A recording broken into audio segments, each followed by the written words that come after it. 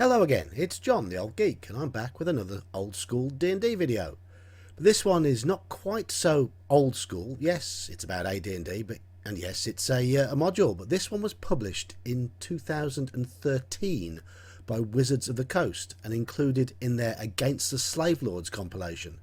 I'm taking a look at A0, it might be A0 or AO, whatever you want to call it. It's entitled Danger at Darkshelf Quarry. With the original Slavers series between A1 to A4, Danger at Darkshelf Quarry was therefore given the code A0, as it was intended to be an introduction to that series. It was written by Skip Williams, who has worked in gaming throughout the TSR and the Wizards of the Coast eras. The Slave Lords modules are generally looked upon quite favourably, though they did suffer from both their tournament underpinnings and the fact that 5 different authors were involved in their writing, leading to a degree of inconsistency. While they offered a wide range of interesting and challenging locations, quite often the extra campaign material that was added to the original tournament sections felt like padding.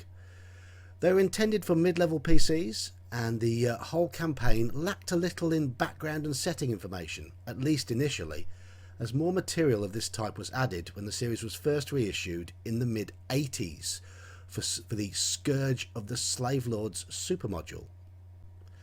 A0, Danger at Darkshelf Quarry, is a low-level adventure written with the intention of giving a group of adventurers a lead up to the original module series. Let's see how well it achieves this aim. Firstly, a quick word about its presentation. Considerable effort has been made to give the adventure an old-school feel. The font, the writing style, and the internal black and white artwork all have a pleasingly nostalgic feel to them. The cover art is quite weak, but the maps are excellent, very bold and clear. I was disappointed though to see that the enemy stats drew inspiration from pre-1982 adventures, lacking details such as THACO and XP value. I know some grogs will squawk and repeat that old line that THACO was 2nd edition, but it wasn't. It was a useful addition to the 1st edition module enemy stats from around 1983 onwards. Set in Greyhawk, as it should be, A0 revolves around a quarry, as the title suggests, and the rumours of the individual who is in charge of the place being up to no good. And naturally, it's up to the party to investigate, uncover what is going on and deal with it. It's ostensibly set in the region of Nyrond, but when I ran it a couple of years ago I moved it closer to Verbabonk in order to suit my own campaign. All that matters regarding the location though is that it's not set on the Pomage, as the plot deals with the trade between the quarry and unscrupulous peoples of that region. For about 30 years before Danger at Darkshelf Quarry was written, D&D adventures had most often followed a rather linear and story-based structure. Thus it was quite refreshing to find this adventure had drawn more of its style from adventures of the late 70s and early 80s. By that I mean it is heavily location-based, not event-based. Yes, there's a plot, but as with the wonderful Sinister Secret of Saltmarsh, everything is driven by the actions of the party. If they don't get involved, then the bad guys simply get on with the nefarious business. This approach makes the players feel like they are the ones who are driving the story, rather than being led from one showdown to the next. There is also a sense of openness about the adventure's design, with multiple entrances to the quarry and no expected order of events within. Again, this gives the players choices and ensures they are the ones controlling their destiny. Attention has been paid to the details of the quarry, its setup and its layout, and it feels rather authentic. It's a little small, more like a mine than a quarry, but it is a believable environment. There's no random dungeon air to this one at all. The quality of the maps and the clear, concise writing style of the adventure, along with the logical layout of the locations, all combine to make this an uncomplicated experience for the DM, with minimal page flipping and rereading. It's easy to understand, both when preparing beforehand and when running at the table. The box text is of a perfect length, and there's no excess baggage in the location, encounter and NPC descriptions. So far, so good. It's a prequel to an old school series that retains much of the old school mentality, managing to do so in a manner that feels quite natural. But, and you knew a but was coming, it does have several flaws. Firstly, and probably the most serious issue, is that it fails to work as an intro to the remainder of the series. The Slavers modules were written for character levels 4 to 7, but due to their tournament nature, were more suited to a minimum character level of 6 if used in a long-term campaign. Danger at Darkshelf Quarry is intended for levels 1st through 3rd.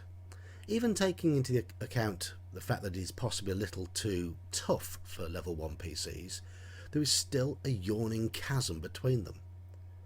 The DM will need to find some way of getting the group up about 3 levels, and that will naturally break the flow of the entire series.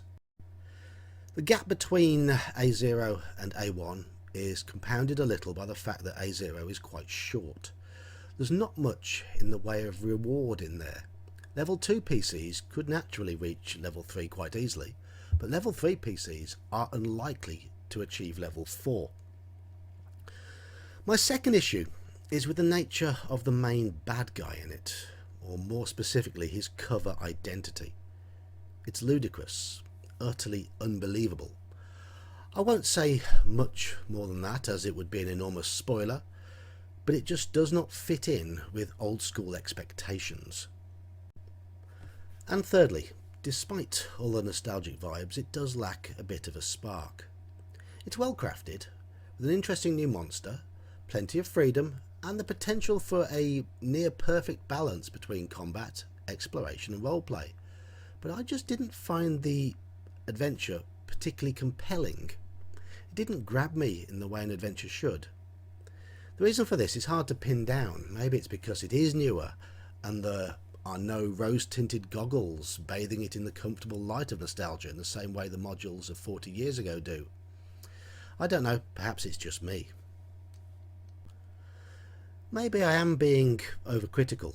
It is of course highly refreshing to see such an adventure written in the modern era, offering classic levels of freedom for both players and DM, dealing with a potentially incendiary topic in a non-preachy manner, clearly written with a great degree of love and reverence for the original material and the style of play.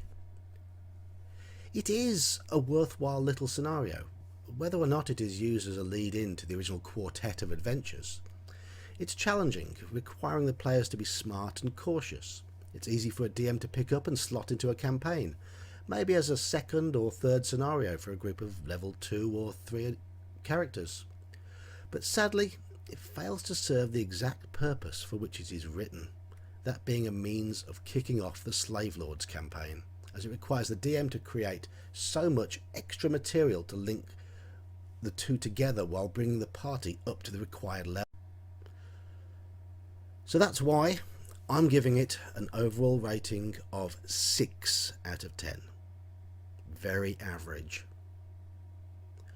Once again, I hope you enjoyed this short review, something a little less well known this time.